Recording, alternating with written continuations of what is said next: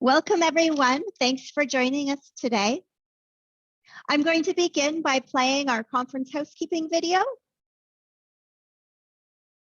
Welcome to TESL Ontario's 49th Annual Conference. This session is being recorded. All attendees are muted and cameras are off. Do not leave current web page. If you navigate away from this page, you will be disconnected from the session. To get back in, select Sessions from the left-hand menu, scroll down to the appropriate session, and click the title. Click the blue Join Audio button at the center of your screen to hear the session. There are 3 session features: the Q&A, chat, and raise hand. The Q&A is located at the bottom of the screen. It is not a chat box. Ask the presenter a question about their session. Use the chat to interact with the audience. You can also ask the chat support person a technical question. The chat is not monitored by the moderator. Only questions in the Q&A will receive responses. The raise hand button is located at the bottom of the screen. Only use when instructed by presenters. Polls will appear on your screen automatically. Select a response and then submit. If you need tech help, click the Contact Us Technical Support button on the bottom left side. Type in your question and wait for a response. If technical support is offline, enter your name, email, and question. Don't forget to select Send Email. They will email you a response. Enjoy the session. Thank you for joining us today. The presentation is PBLA as the mandatory protocol years later, and our presenter will be Yulia Desiatova. Yulia is a PhD candidate at the Ontario Institute for Studies in Education at the University of Toronto. She has been researching PBLA since 2017 and has published peer-reviewed articles on the subject, while presently extensively in Canada and internationally. She has over 2 decades of experience in language teaching and teacher education, as well as a Master in Education degree from U of T. Her research interests include teacher learning, teacher education, as well as promising classroom practices. And today we welcome Yulia to our conference for this presentation. Thank you, Yulia. Thank you very much, Amanda, for the introduction, and thank you everyone for joining us on Thursday evening. I'm sure maybe you have better places to be, but thank you for donating your time to this. So, good evening and welcome. I hope you can stay for the full hour and a half, during which I will be sharing what I have learned about PBLA in the last 4 years. At the previous TESL Ontario conferences, I have presented many times on the findings of my research project based on the surveys and interviews with teachers and administrators, which I collected in 2017 and 2018. I will not repeat those findings in details, but after one of those presentations, there was a question or rather a comment from the audience insisting that those findings were outdated and did not reflect the current situation anymore. I'm thankful for that comment because it was one of the main reasons for me adding a second stage of the research project and collecting similar survey data 3 years later in November 2020, exactly a year ago. And these most recent findings have not been presented yet. This is the first time today. Unfortunately, I can say that lack of improvements in practitioner experiences between those 2 phases of the research project prompted me to conduct another review of literature, which went more in depth in examining the foundations of PBLA, which I will call PBLA pillars, and that will be the second part of today's evening. So I'm planning to have about 25-30 minutes for my presentation, for each of my presentations, followed by about 20 15-20 minutes of questions and answers. I'm happy to see that there are quite a few people, over 90 people here in this room. I wish I could see your faces. Since we cannot do that in the webinar format, I'm inviting you with Amanda's help to respond to our first poll. Just one question. Could you please tell us your LINC work role, who you are, in addition to probably being TESL Ontario members? So are you a LINC or ESL teacher, EAP instructor, PBLA lead, LINC ESL administrator, EAP administrator, college university professor, TESL graduate student, anything else? LINC PBLA decision maker, I like that, or other. Thank you very much for responding. I will wait a few more seconds. You can choose multiple answers, I think. So people are still responding. We have over 100 people with us now. I think I'm going to stop the poll and share, share results. Yes, we have 69% of LINC teachers, 15% of PBLA leads, 10% of LINC ESL administrators, which is very, very similar to what we had yesterday in the PBLA panel. Amanda, I'm assuming I'll have access to these polls later. I don't have a way to save them. Yes, and the session's being recorded, so you'll also have. Thank you very much. Okay, so I'll have a chance to review the recording. Thank you very much. So let's get started with the first presentation. Years later, and for some reason, it's always tricky to get to the slide number 2. So this is what we will get through today, the multi-year research project. Very briefly, comparing findings from phase 1 and phase 2. You can see there have been 3 years between those phases. We can take a look at some numbers, themes, and quotes. We'll try to explore possible reasons for increasing disappointment in PBLA, and let's together brainstorm a way forward. I thought this epigraph really suitable for our conversation today. So most of us discover where we are headed when we arrive. And I think this is the time, 10 years after the initial PBLA pilots, when it's clear where we have arrived with PBLA implementation. So in addition to the concern about the apparent outdatedness of my findings from phase 1, the need for the second phase of the research project can be represented by this picture, which you may say looks a little bit illogical. How did we arrive there? If we were to see which side has more weight here and placed PBLA challenges and other concerns voiced by researchers and practitioners on the left, and the ongoing requirement to use PBLA on the right, this is what I think would happen, because we have quite a long list of the studies voicing concerns, including the most recent finding from the LINC program evaluation, and we have aspirational, mostly, goals of PBLA, which we have not been able to document in independent research.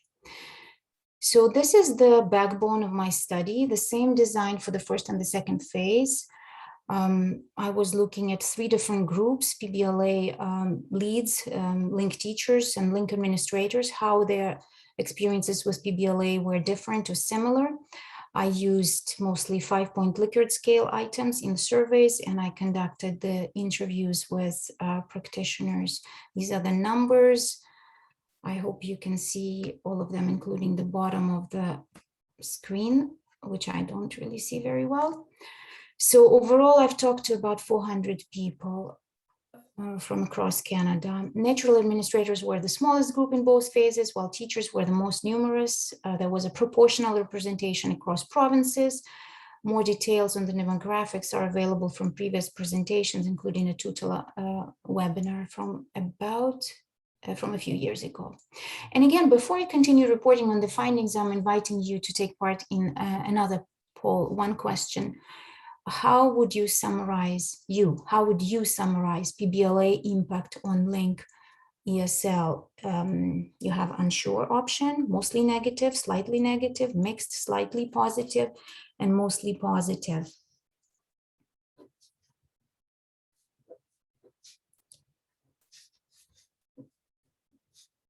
So I'll wait a few more seconds. We can see. Okay, I'll wait. We can see mostly positive response from 17% of participants, slightly positive 6%, mixed 31, 32 now, slightly negative 10%, and mostly negative 33%. Again, I don't remember the exact numbers from yesterday's panel, but I think they were very, very similar. Most people said that it was mixed, over 30%. So you see, no matter where you run those surveys, whether in a research study or at the TESL Ontario conference during a session, the results are pretty similar. There are about slightly over 20% of people who say the impact has been positive. It's the same in my study. So thank you very much for telling me your opinion. Oh, I didn't share the results. Did I, Amanda? I read them, believe but they I'm not were. sure. I believe they were shared. Okay, thank you. Sorry about that. So let's keep going. And again, the slides do not cooperate. Here they are. So I'm listing these articles again, not just to brag, but just in case you are interested, and just to say that I've talked a lot about phase 1 results. So findings from phase 1, if we summarize them in a few sentences, would say that looking at the numbers, teachers were the most negative group about PBLA and its impact, while PBLA LINC administrators were the most positive group in phase 1. And qualitatively, looking at the comments, all 3 groups expressed very similar concerns. So before we try and get into numbers on the statistical side, let's count the little stories told by participants in their comments. Again, this slide is from previous presentations. Just to show you the range of themes that emerge from those comments and their frequency between the 3 groups. So we can see some numbers are very consistent across the groups, while others differ. So the most participants, most frequently, the comments were problematizing PBLA, and administrators were a little bit more diplomatic in voicing that the problems, and they called it I called this theme as a need for a dialogue. But if you combine the first 2 lines, the percentages would be consistent across the 3 groups. And some very interesting similar percentage, for example, for the theme of accountability, 2% in every group, 2% of comments refer to it. So I'm inviting you to read these comments from different participant groups, pick anyone, and tell us in the chat box, which one do you think belongs to whom? You can type the number, for example, number 1, maybe you think it's a teacher. You can put just T, 1T or 1A for administrator, or 1L for a lead teacher. So let's see if we can see the difference between 3 participant groups, just looking at the comment. I don't know. 4 at the teacher. 4 is a teacher. Okay, let's see if that's true. Do you have any 1 other guesses for number 4? I have number 1 as a teacher, 4 a teacher, 1 and 4 is a teacher. Looks like pretty consistent with the group. Oh, someone says 4 is an administrator. So you see, I think, thank you very much, Amanda. That's a very good indication that the same quote, I see there is a hand raised, but we'll probably get to that at the end, unless it's something urgent. There are 2 number 4s. Thank you. So there is, 2 number 4s. Oh, that's my bad. Sorry, Amanda and everyone. But we can, that's why number 4. Okay.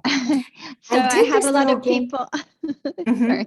A lot of people are saying number 3 as a teacher. As a teacher. Okay, let's see. Let's see what it was.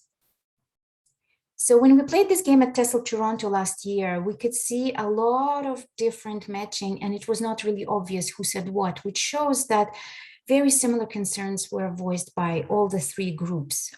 So to get some taste of these stories in numbers, or some would say this would be a more objective comparison, let's take a look at these slides. So maybe let's stop with phase 1 for now. So this scatter plot visualizes means of all participant responses to the Likert type items from 1 strongly disagree to 5 strongly agree.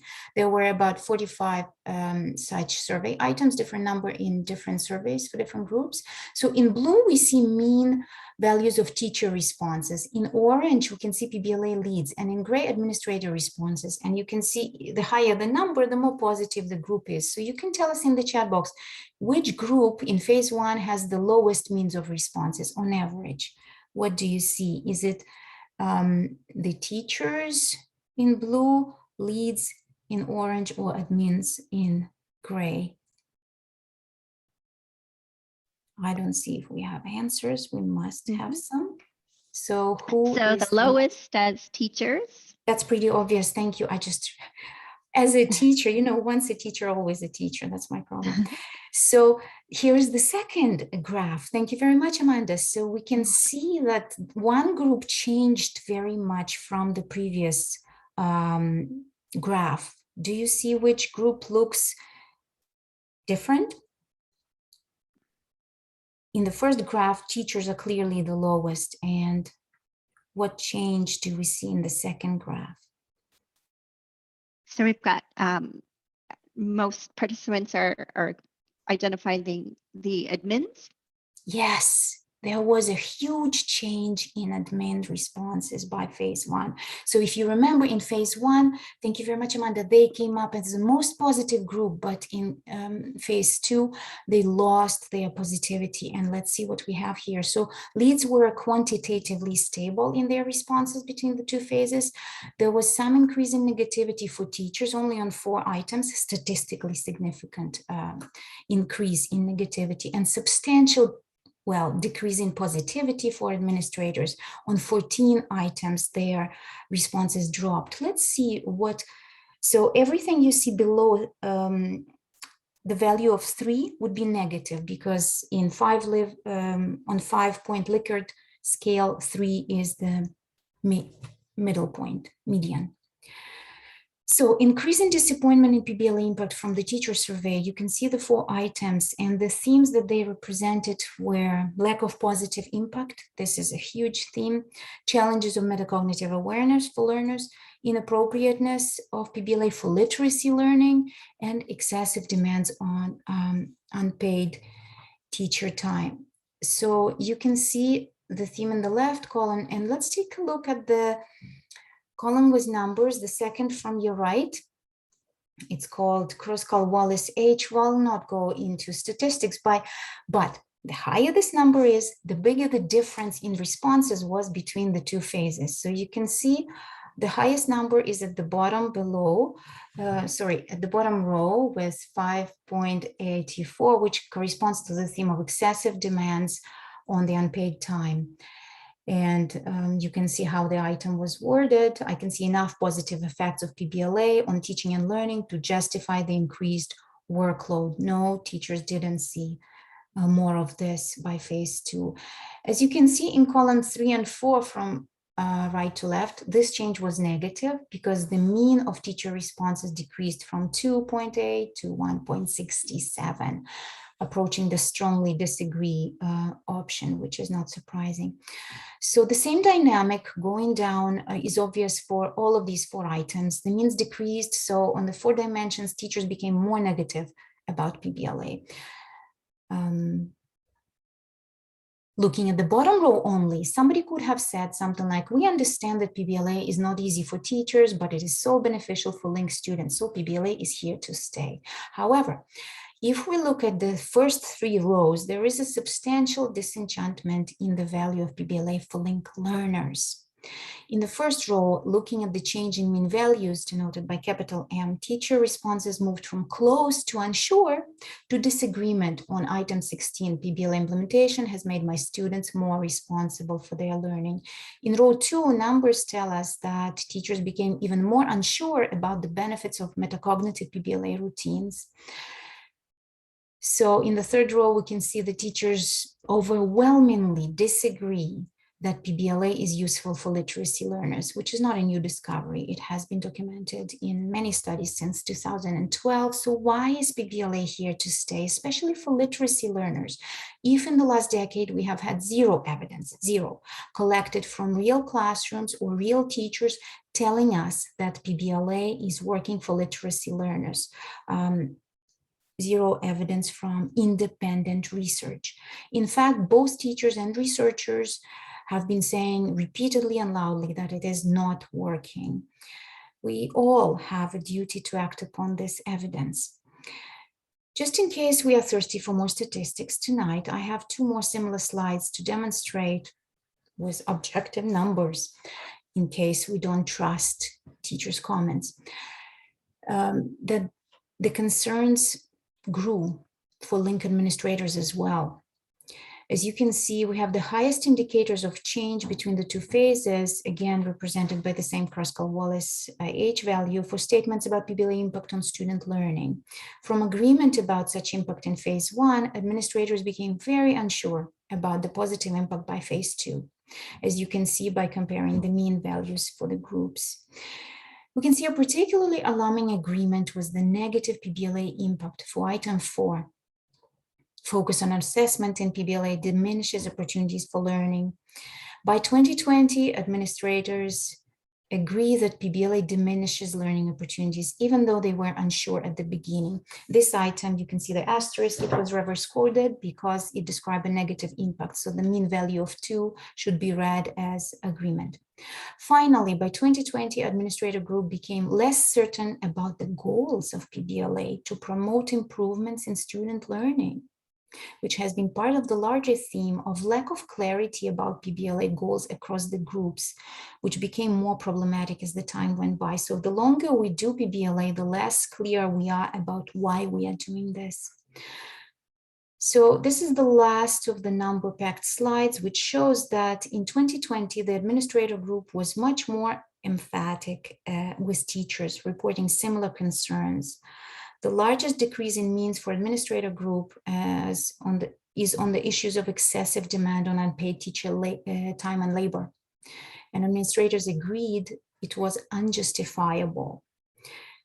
It probably became unjustifiable because administrators over the years did not observe the initially expected positive impact of PBLA on LINC learners. Finally, by 2020, administrators disagreed that their concerns about PBLA had been addressed constructively, as you can see in the last row. Enough of statistical analysis for today. Let's hear participants' voices describing those issues captured by the numbers. I'm inviting you to read a quote. Hopefully I don't have the same numbers twice. And if you would like, please tell us in the chat box one number of the quote that particularly resonates with you.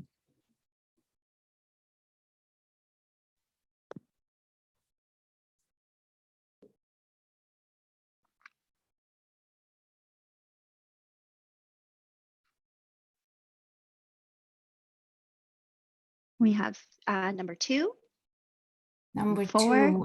2, Number 2, I am forced to work with an assessment protocol I fundamentally disagree with. As a result, I have tried to be creative and subversive in my approach to PBLA to minimize its impact on my teaching practice and my students. As you can see, about half of these comments are, yes, another number? Sorry, lots of 1s and 4s as well. Lots of 1s and 4s, more pressure on doing things a particular way and taking away spontaneity and creativity.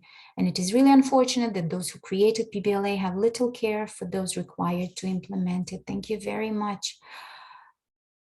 And if we put all those over 4,000 comments from both phases and try to group them, this is what I've arrived at the end. So these are the main themes that we can find. They are listed in the middle column with sub-themes on your right. The left column lists the so-called conceptual notes that guided me in structuring the analysis.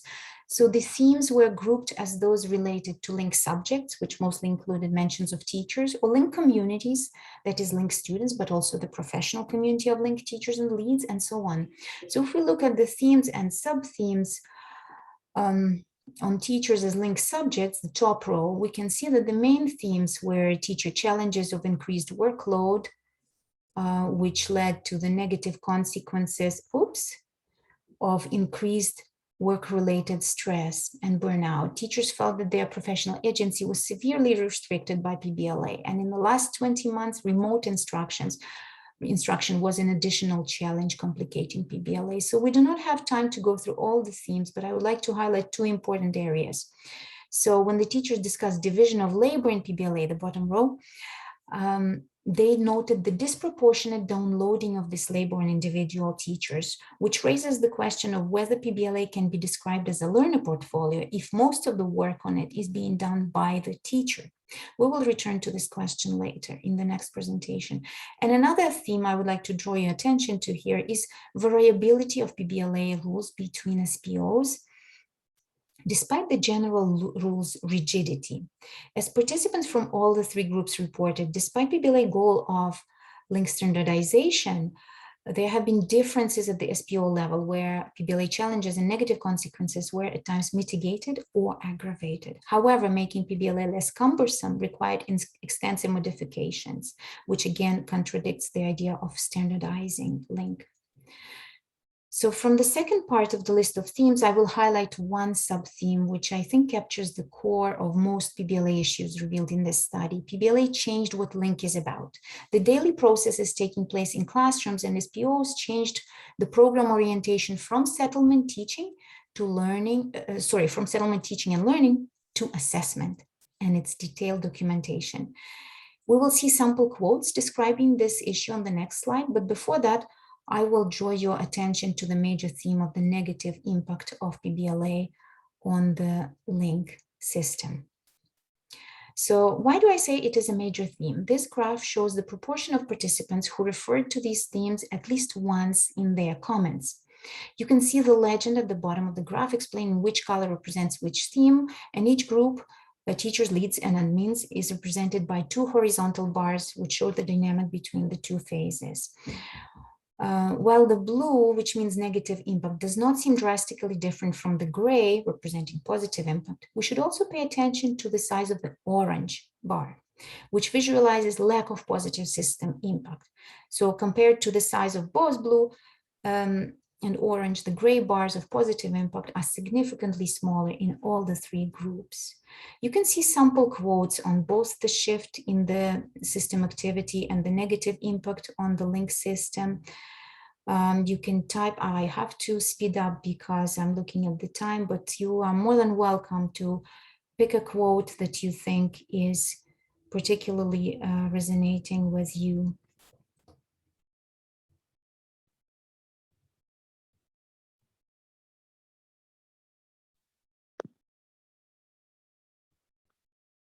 Ones and fours. Sorry? We have a lot of ones and fours. Ones and fours, yeah. Number 4, I'll choose the shorter one. Thank you. Many administrators seem to be hung up with artifact numbers, not with our good teaching. I'm inviting you to pause when you are watching the recording, if you ever find time to that. I understand most of us won't. So if we would like to see more sub-themes that were grouped under the negative impact, here they are: lower program quality and efficiency in blue. The frequency of mention varies, but it demonstrates a very interesting dynamic between the phases. You can see the orange color missing in admin responses in phase 1. So at that time, administrators might not have been aware of the deteriorating work environment as a result of PBLA, or they may be considered it to be temporary and negligible. However, in phase 2, 36% of admin reported this issue. It was also mentioned twice as frequently in phase 2 by teachers and leads. So you can see in blue, concerns about lower program quality quintupled, if there is such a word, among leads, and increased significantly for both teachers and administrators. Increased teacher attrition as a result of PBLA was mentioned by between 14 and 36 participants in each of the groups. Let's hear a few participant voices illustrating PBLA impact on LINC. So formative assessment yields information, but summative assessment is king and PBLA. I like the ideas of portfolios, but I don't believe PBLA as implemented achieves this goal. PBLA is more paperwork. It is not better teaching. And again, comments on lacking standardization. We can take a look at another graph, but yes, there was positive impact, but I want to draw your attention to the differences between blue, improvements in teaching, and orange, really small improvements in learning. So we shouldn't be equating improvements in teaching with improvements in learning. And these are some quotes on the impact of PBLA on learners and learning.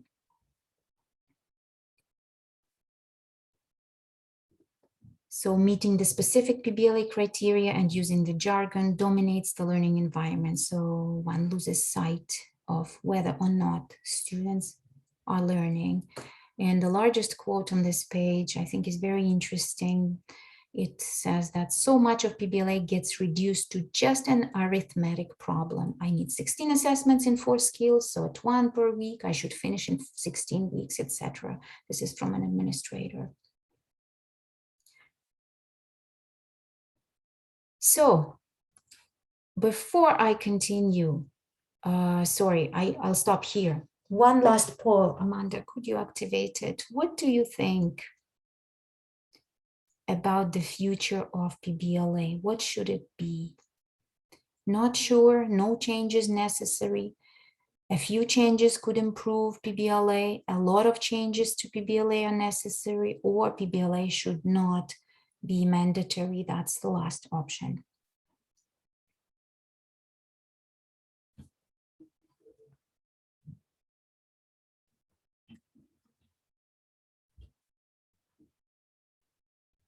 Thank you very much. I have to be really quick. So 70% of you responded.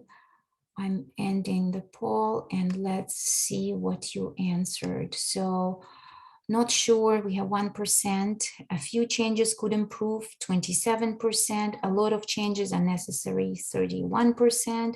And PBLA should not be mandatory, 41%. Thank you very much for your responses.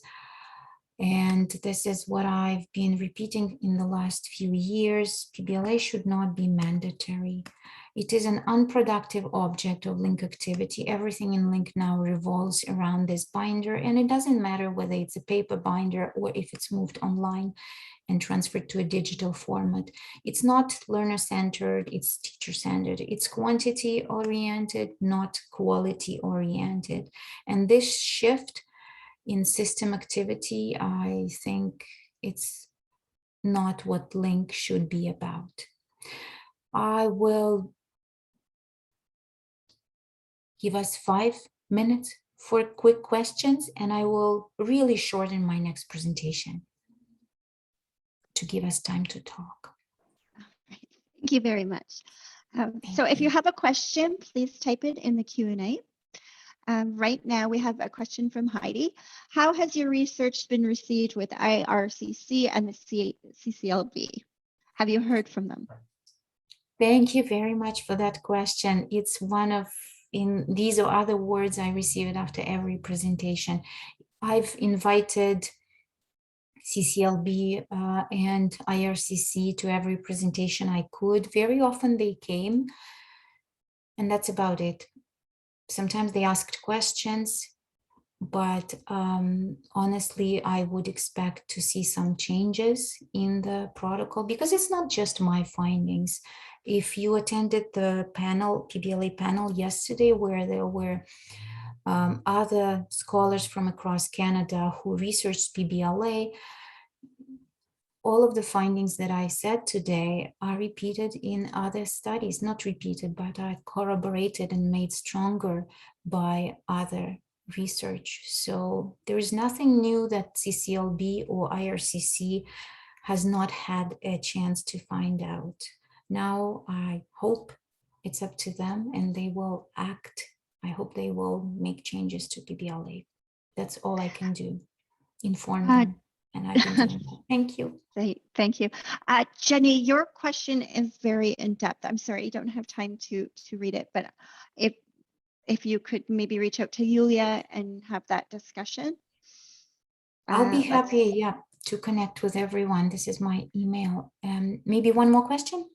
Yes. If we have any? So yeah, we have lots.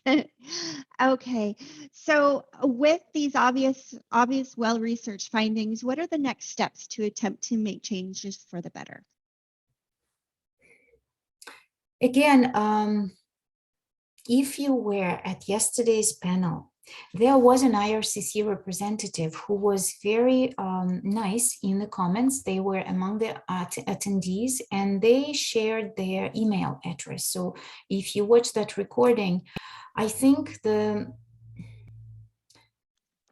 it would be nice for them to hear from many people, because I don't know what would be the next step for me other than continuing publishing in peer-reviewed journals.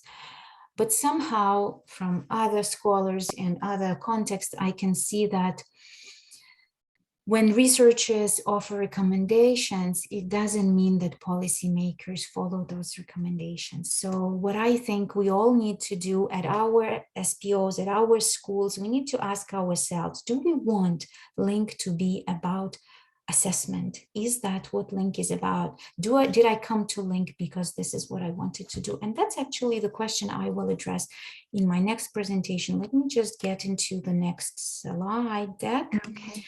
We have lots of questions here. Oh, maybe I should not even continue with my next presentation. Maybe I should just continue answering questions. Yes, another question? Do you have, let me- I'll try to multitask. I'm getting worse and worse at that, but I'll try. Okay, let's see. If PBLA were not mandatory, that would not help those teachers who are also working in SPOs that today are avid supporters for funding. Yeah, and again, I would say it has to be any mandatory, any pressure to teach PBLA way has to be removed, not just for SPOs, but for individual teachers and learners as well, because there is a growing, again, amount of evidence that it is a problematic tool for many learners. They struggle with the metacognitive environments and, requirements, which detract them from learning. Let's get to the next one. I'm sorry. I wish I could talk to you more. I really wish we could meet in a real conference room. And hopefully next year. Hopefully. I don't think I'll have anything new to say next year. Sorry. So I'm looking at so-called PBLA pillars, which you probably know. It's portfolios, assessment, task-based language teaching, and standardization. And what can we see there? We know these are the aspirations. I won't stop. This is what PBLA says it's doing. But in practice, it's excessive demands on teachers. It's used as teacher evaluation tool. And it's high stakes for teachers, low stakes for learners. It's highly teacher dependent, and it's not even a portfolio. I feel really bad when people equate PBLA with portfolios. PBLA actually lacks features that usually make a binder a portfolio. Why is that? So according to Fox, PBLA is an alternative assessment approach, different from testing. While in fact, PBLA binders are often treated and even called test binders. And as much as we try not to say tests and replace the word with assessment, it doesn't change the process that's happening when we try to produce the artifacts. Yes, portfolios can support teaching and learning, but we haven't had a lot of evidence for that.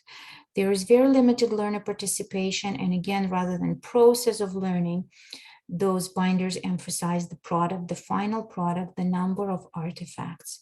And the strangest, I would say, is this expectation that PBLA would increase the reliability. You probably remember this quote, which I don't see at the bottom, from PBLA guidelines, that PBLA was introduced in response to concerns about assessment reliability. It has long been known that portfolio assessment has very low reliability. So again, we see tools applied for purposes that they are unable to meet, to address.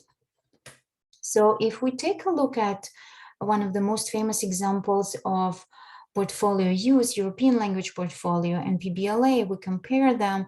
There's nothing in common except the word portfolio. You can see everything is different, from who does it, who owns it, to why it's implemented. So there are very, very few similarities with other portfolios. So I can't help but project this image of a pillar. We use the term portfolio, but we don't really let it be a portfolio. We are emphasizing assessment in PBLA. Learner participation is reduced to completing a test. We are emphasizing artifact quantity in most SPOs, unfortunately. And we expect some goals which is unable to achieve. Oh, here's that quote, I'm sorry.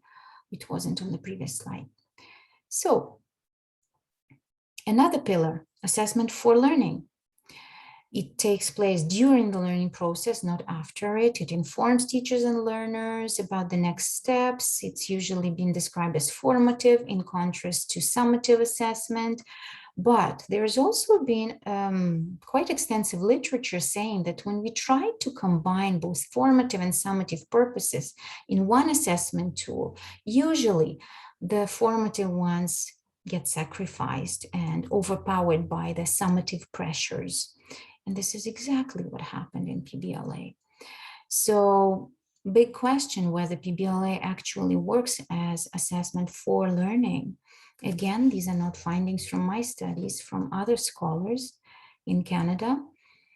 So I can't help but project this image again. And even in other contexts, we see critical reevaluation of this promise of assessment for learning. It's been called the pervasive myth, an urban legend, or very disappointing evidence have been produced.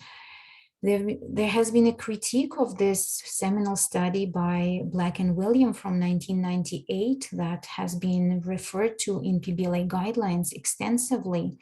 There is lack of definitional clarity of what AFL is in practice. It's mostly an intention rather than an instruction of how to do it. There are arbitrarily included studies in that review. There is an overstatement of effect sizes, overgeneralization to contexts that are not supported by research.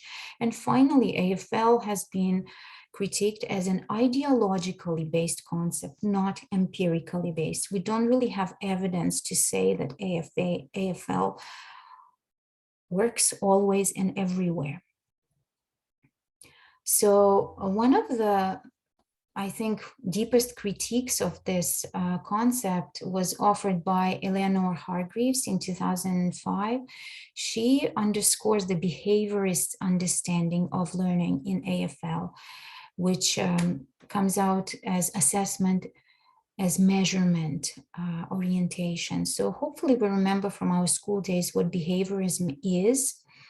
So it aims for accurate quantification of learning, and it doesn't matter whether that quantification is achieved through tests or portfolios. That's where the emphasis is. Let's count the percentage or the artifacts.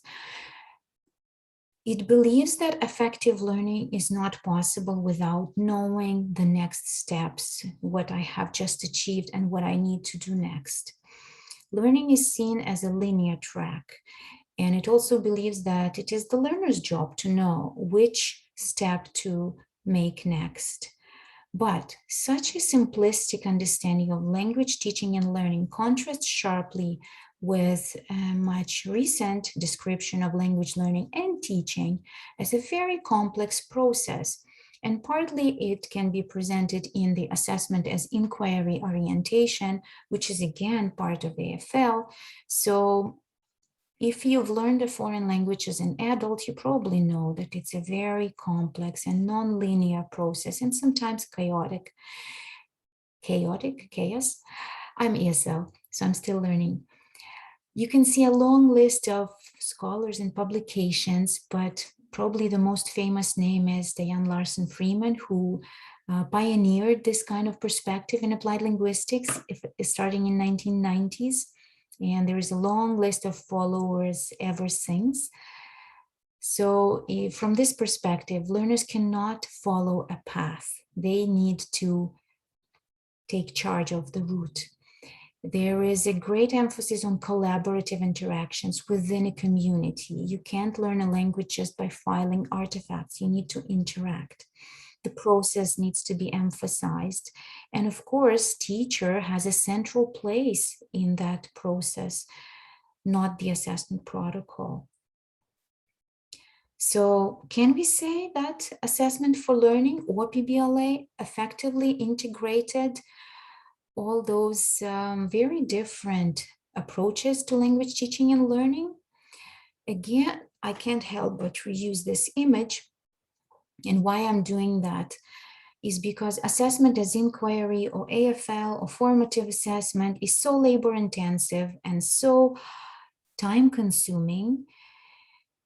But in the end, if it's balanced against the summative pressures, those pressures are much more powerful, and the system always overpowers an individual benefits from formative assessment. And again, it's new, it's not unique to, not unique to PBLA. It has happened in many other contexts where they try to combine summative and formative assessment in one tool. So why, I won't have another image of a broken pillar. Task-based language teaching is another one, and probably it's the most sturdy pillar in PBLA. However, even in TBLT, task-based language teaching, there are also important considerations which I believe were not adequately addressed by PBLA. Both needs assessment and material development are very labor-intensive. Practitioners need adequate support in all this, and not just teachers, but learners need time and space to see value in TBLT. Practitioners from my study also commented on TBLT extensively. Some of them said that they used TBLT long before PBLA, but others who actually discovered TBLT through PBLA training also were surprised why such a valuable, potentially valuable teaching approach has been packaged into an assessment protocol. And they believed that this kind of package actually obscures TBLT rather than helps teachers become masters at it. Again, despite being so beneficial, TBLT has been critiqued recently as possibly the new orthodoxy. Is that about time? Yes, okay. So we shouldn't rely on TBLT as the dominant teaching approach because while valuable, it shouldn't be treated as the method. It needs to be used as a resource, but not as an end in itself, as said by Bygate in 2020, but he's not the first person who articulated that caution. So as an alternative to task-based language teaching, we can see two approaches, so-called post method and action-oriented approach. So post method is the term introduced in 1994 by Kumaravadivellu, and it cautions against the search for the best method. Why? Because, again, echoing the findings of my study and other PBLA studies, methods usually disempower practitioners, limit teacher autonomy, and are disconnected from classroom realities. If you attended a research symposium presentation by Enrica Picardo today, you'll probably have heard a little bit about the action-oriented approach, which emphasizes and creates space for learners to act as agents, not as task performers. And learners can select their own means to complete tasks, and emphasis is made on peer collaboration in groups, not only on individual task completion. So you probably remember on the slide about complexity of language teaching and learning. It conflicts with standardization goal of PBLA. As one of the participants commented, we are trying to standardize a group of people that cannot be standardized.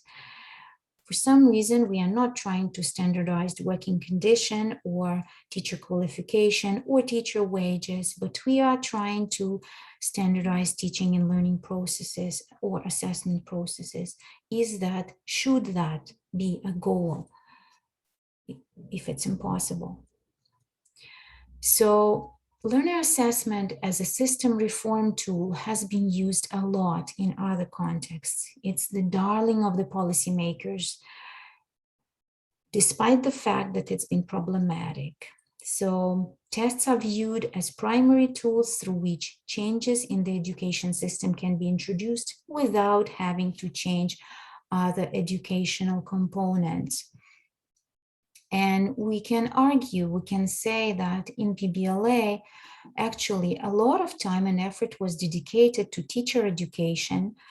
We could also say that the absence of LINC curriculum is empowering teachers and learners to structure their own syllabi according to their needs. However, this is not what the study participants have been saying.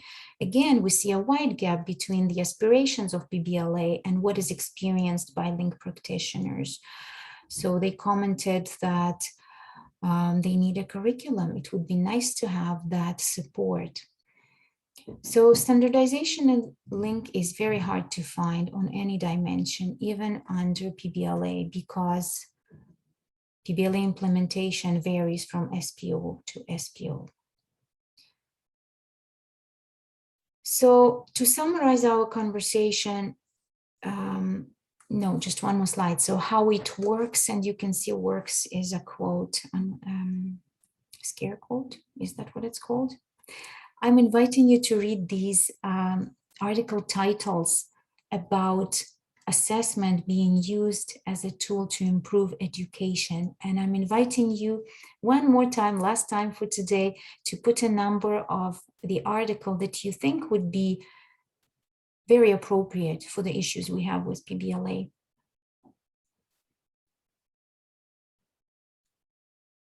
Very closely related to the issues you see in your PBLA practice. Quite a few fours. A few fours, of course, that's exactly on PBLA, and a very clear title. Have we got it wrong? And it's from 2014. Any other numbers? Maybe one. Lots Maybe of fours, one. a few Chimera, threes. yeah. 3? Yes. You can guess from, if you attended yesterday panel, it's not learning-oriented assessment according to Marilyn Abbott. Thank you, Amanda. My favorite is number 5, actually. The need to reconnect with the question of purpose. Why are we doing this? Purpose of education, purpose of LINC. So we've built this kind of structure in LINC today. We think that PBLA is the tool, the method that can support language learning and assessment. Unfortunately, it doesn't look like a stable structure. It's complicated and overwhelming for both practitioners and learners, not all of them, but most of them, as we saw from our own polls here today. It's reductionist because it reduces learning to assessment artifacts. And I'm very cautious when I hear about Avenue because it seems like another tool that's, I'm afraid, going to be mandated. I hear from administrators that they can't even go and see what it is unless they commit to using it at their SPOs as a clause in their contract. So people are very careful, and they should be, because again, the promise that we can move PBLA online sounds really worrying to me. Again, we have so many issues with PBLA, and just moving it online without fixing any of these issues seems to be a recipe for many more problems. So language learning cannot and shouldn't be reduced to one tool or method. There should be a variety of them, and teachers and learners need to have the power to choose those tools that would be most appropriate for them individually, for their particular situations. We cannot be restricted because in the last decades and decades of applied linguistics research, we haven't arrived at the method. We actually think that post-method or appropriate context-sensitive, individual-sensitive selection of appropriate tools would be the most productive. Thank you very much for being here today. Here are my references, and we do have 6 long minutes for questions. Thank you very much, Amanda. Okay, so let's see. So Christine Smart-Wiseman asks, why do you think PBLA has been implemented? Why it has been implemented? Why do you think, your opinion? It promised a lot, right? And there has been this tradition of this belief, I would say, in the power of assessment to transform education. There have been books and books and books and probably hundreds of articles on assessment washback, that we change assessment and this beautiful washback will transform how we teach and learn. But this promise has not been documented sufficiently enough to say that, yes, this is what would happen. So again, assessment for learning, if we look at Eleanor Hargreaves' article that I tried to summarize, but probably didn't do it very well, assessment for learning promises something good to everyone, to those who believe that we need to test, and test to make them study, and to those who believe in more constructivist approaches and the dialogue between teachers and learners.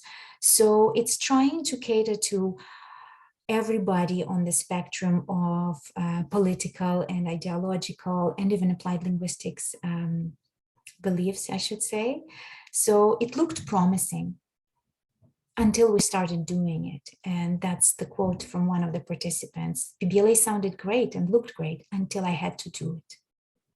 But the real trouble is that we've been doing it for so long and there have been so many alarm bells and we keep doing it. Why? I don't have the answer. That was one of the questions. What do you think the next step would be to implement change for the better? Let's keep knocking on IRCC and CCLB doors, and let's keep telling them what we see in our classrooms daily. Yes, we want to use portfolios. Yes, we want to use tasks.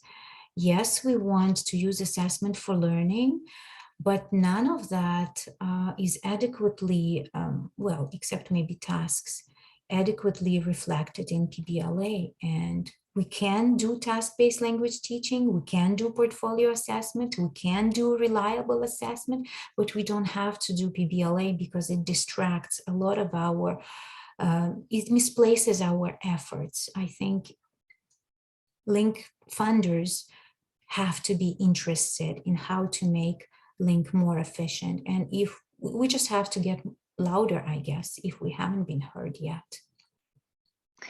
Could you put your email address in the chat box again? Yes. I'm hoping that hug in the comments was for me. I'm not sure though. I really want to finish with huge thank you to, first of all, to all the study participants, over the 400 people that I've connected to in the last few years, and to all those who keep coming to my presentations. Let's keep going.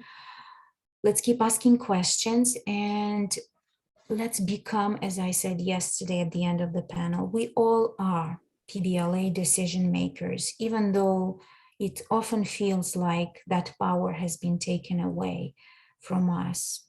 Maybe we need to start reclaiming that at our classroom level, at our SPO level. I don't have other suggestions for today. Okay, thank you very much. Again, Yulia has been gracious with her time, and she has shared her email address. So if you would like to reach out to her for further clarification or any questions, please do so. Thank you everyone for attending tonight. And Yulia, thank you very much for sharing your opinions. It's nice to hear the voice. Thank you very much, Amanda, and thank you, everyone. Have a good night, and let's stay connected. This will make us stronger. Thank you very much. Thank you everyone for attending tonight.